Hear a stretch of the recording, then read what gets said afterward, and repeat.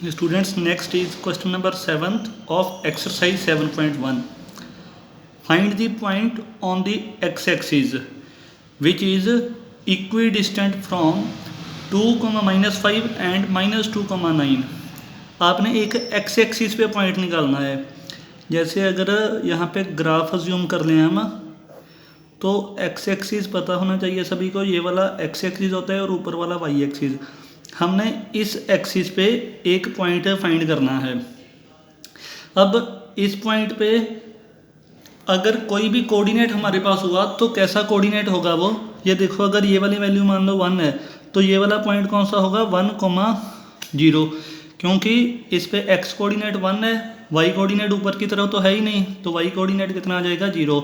Similarly अगर यहाँ पे -1 ये वाला पॉइंट है तो ये कोऑर्डिनेट कितना होगा, -1, 0। और ऐसे अगर सारी पॉइंट अगर कॉमन लेते जाएं तो पॉइंट ऑन एक्स एक्सिस आ जाएगा x, 0, क्योंकि सिर्फ x के ही पॉइंट होंगे, y के पॉइंट 0 होगा।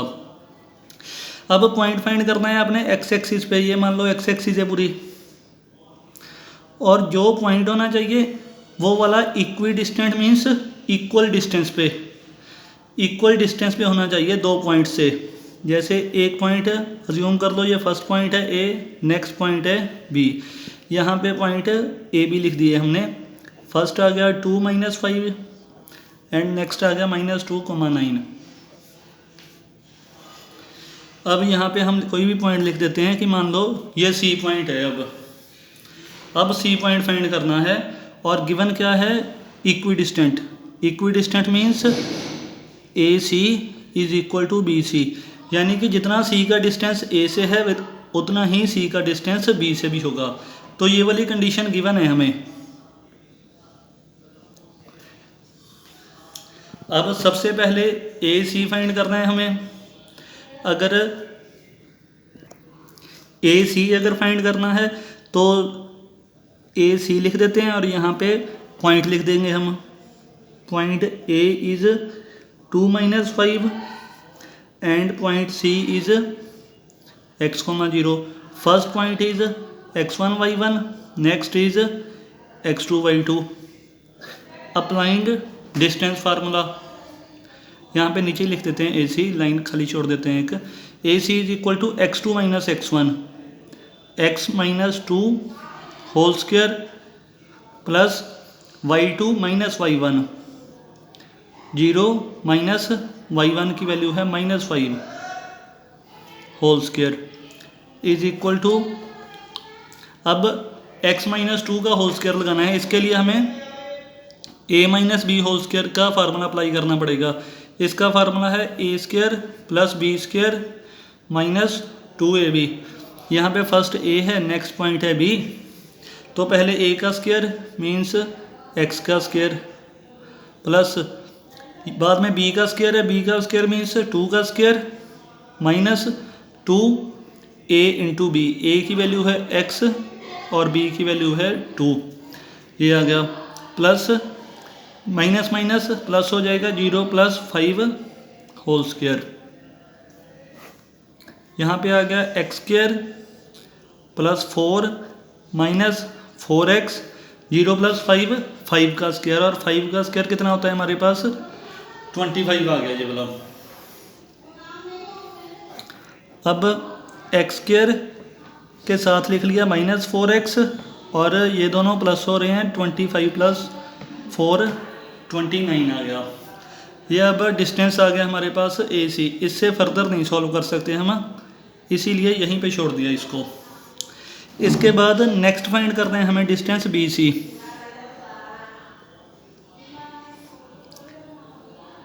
B पॉइंट है -2, 9 और C पॉइंट है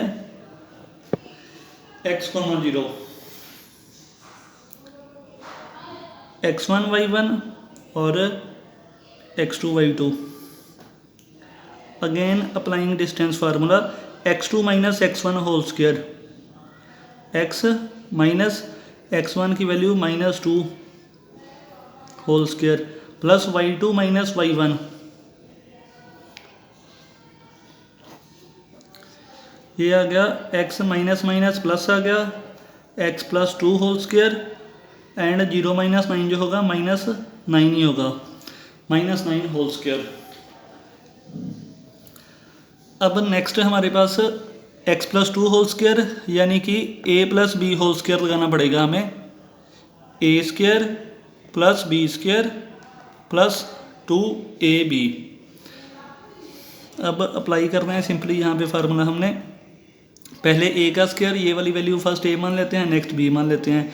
ए स्क्वायर प्लस बी की जगह पे 2 है, 2 का स्क्वायर प्लस 2, ए की वैल्यू x, बी की वैल्यू 2, 2ab भी आ गया। 9 माइनस का स्क्वायर पॉजिटिव आ जाएगा, 9 का स्क्वायर आ गया 81। X square plus 4 plus 4x plus आ गया 81। इसको अगर फर्दर सॉल्व करेंगे तो ये आ जाएगा एक्स स्क्वायर प्लस 4x और 81 प्लस 4 जो था वो 85 आ गया। अब हमने कंडीशन लिखी थी पहले ही, a c is equal to b c, ये फर्स्ट इक्वेशन मान लेते हैं और ये दोनों जो वैल्यूज़ हमने ए सी और बी सी की निकाली हैं इसको पुट कर देते हैं इक्वेशन नंबर फर्स्ट में।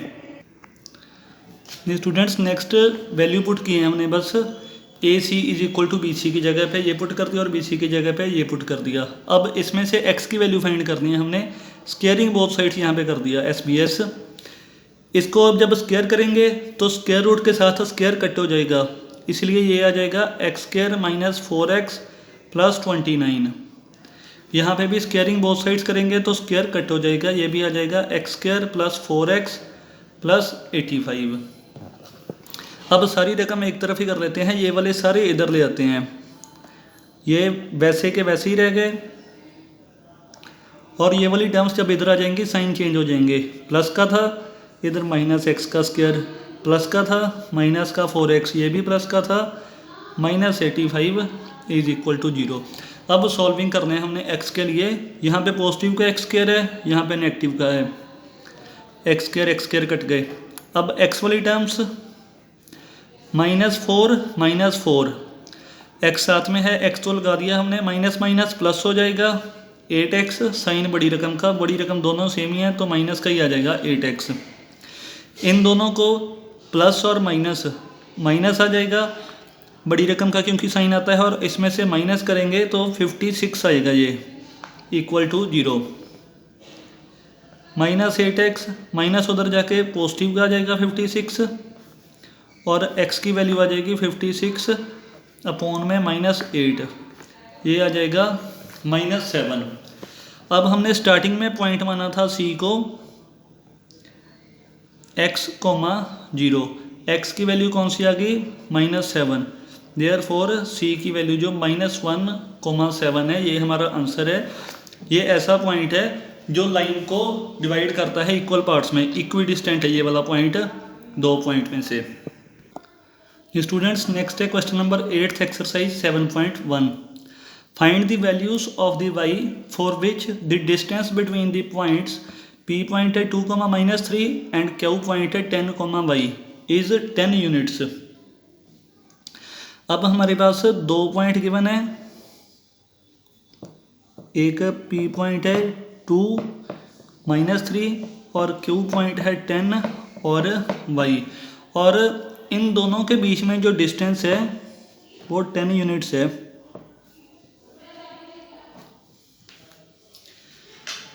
इसका means distance PQ is equal to 10। अब डिस्टेंस गिवन है, इसका मीन्स डिस्टेंस फार्मूला लगा लो। First point x1 y1, next point x2 y2। x2 minus x1 means 10 - 2 का होल स्क्वायर प्लस y2 की वैल्यू y है माइनस y1 की value -3 का whole square is equal to 10, वैसे का वैसे ही आ जाएगा।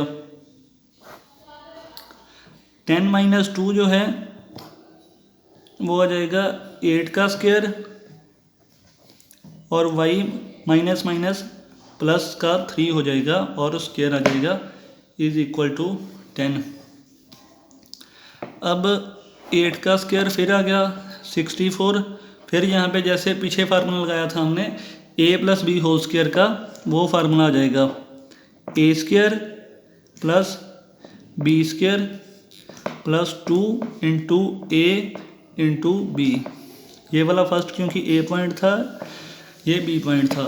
a का स्क्वायर प्लस b का square plus 2a into b is equal to आ गया हमारे पास 10। ये 64 ऐसे ही आ गया plus y square plus 9 plus 6y is equal to 10 आ गया। ये स्टूडेंट्स ये वैसे ही नोट किया है जो पिछली वाला था, पूरी पिछली लाइन नोट कर ली। अब फिर y की वैल्यू यहाँ से निकालनी है, तो स्क्वायरिंग बोथ साइड्स, स्क्वायरिंग करोगे तो इसका अगर पूरे का स्क्वायर किया 64 प्लस वाई का स्क्वायर प्लस 9 प्लस 6y, इसका भी होल स्क्वायर और 10 का भी होल स्क्वायर। यहाँ से स्क्वायर करोगे तो स्क्वायर और स्क्वायर रूट जो हैं कट हो जाएंगे। पहले y की टर्म लिखते हैं वाई स्क्वायर, फिर 6y लिखते हैं 6y प्लस इसको प्लस करेंगे तो ये 73 आ जाएगा। 10 का स्क्वायर आ गया 100। Y square plus 6y plus 73 is equal to 100।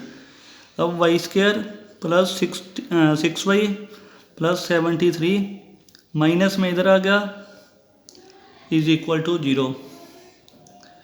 Y square plus 6y plus minus, minus sign भी बड़ी रकम का, 100 में से 73 गए 27 आ गया इज इक्वल टू 0।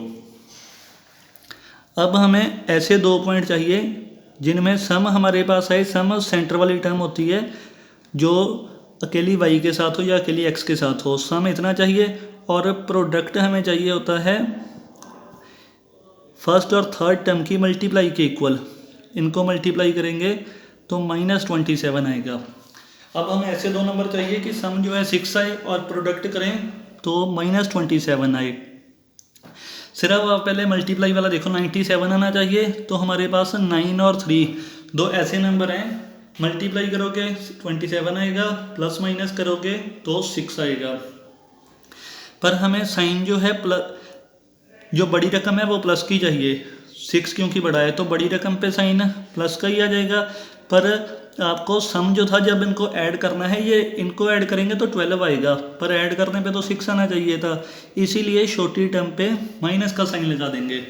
इनको ऐड करो 9 और 3 ऐड करोगे 6 आ जाएगा, मल्टीप्लाई करोगे तो -27 आ जाएगा।